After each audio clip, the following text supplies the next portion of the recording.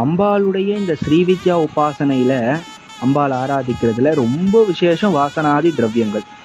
அதுலயும் இந்த சந்தனம் ரொம்ப விசேஷம். அம்பாளுடைய மேனியில பட்ட சந்தனம் அம்பாளுக்கு குளிர்ச்சியை தரா மாதிரி நம்மளையும் குழு குழு குழுன்னு அம்பாள் வச்சுப்பா. அதுலயும் குறிப்பா லலிதா சகஸ்ரநாமத்துல 434வது நாமாவளி சந்தனத்திரவ சிக்தாங்கியை நமஹா அப்படின்னு சொல்லிட்டு ஒரு நாமாவளி. சந்தன குழம்பு பூசப்பட்ட அங்கங்களை உடையவளுக்கு நமஸ்காரம் அப்படின்னு சொல்லி அம்பாளுடைய மேனி ஃபுல்லா சந்தனத்தால பூசப்பட்டிருக்கான்.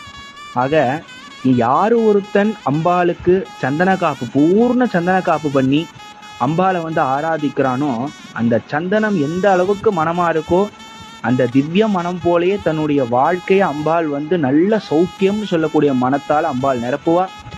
எந்த பக்தன் அம்பாளுக்கு பூர்ண சந்தன காப்பு சாத்துறானோ அந்த பக்தனுடைய வாழ்க்கையில சந்தனம் குழு குழுன்னு இருக்கிற மாதிரி அவனுடைய வாழ்க்கையை அம்பாள் குழு குழு குழுன்னு வச்சுப்பான். இது உண்மை.